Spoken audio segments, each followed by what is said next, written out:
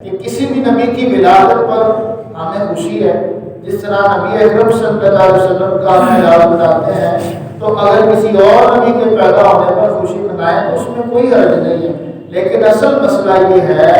کہ حضرت عیسیٰ علیہ السلام کی جو ولادت ہے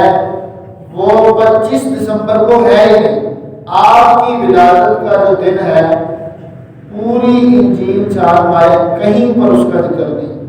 بائبل کے اندر کسی مقام پر بھی آپ کی ولادت کے دن کا ذکر نہیں ہے۔ البتہ جو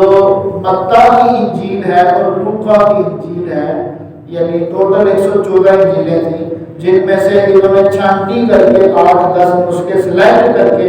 وہ رکھے ہیں، یعنی 10 رائٹرز ہیں اور ہر ایک نے الگ الگ لفظ لکھے۔ ٹوٹل 114 رائٹر تھے اس کے، اور ہر ایک کے لفظ مختلف تھے۔ اور یہاں سے قرآن کی عظمت کا بھی اندازہ ہے۔ سبحان اللہ، قرآن ایک ہی ہے اور انجیلیں 114، اور پھر یہ لوگ اپنے آپ سے کہتے ہیں۔ اب انجیل کے اندر، لوکا اور متی کے اندر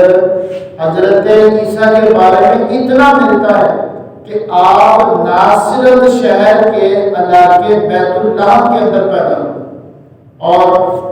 اس کی تشریحات کے اندر، جیسے قرآن کی تفسیریں ہوتی ہیں، تشریحات کے اندر عیسائی پادریوں نے یہ لکھا ہے کہ جو بات زیادہ درست ہے یا تاریخی حقائق کے زیادہ مناسب ہے وہ یہ ہے کہ حضرت عیسیٰ علیہ السلام کی جو ولادت ہے وہ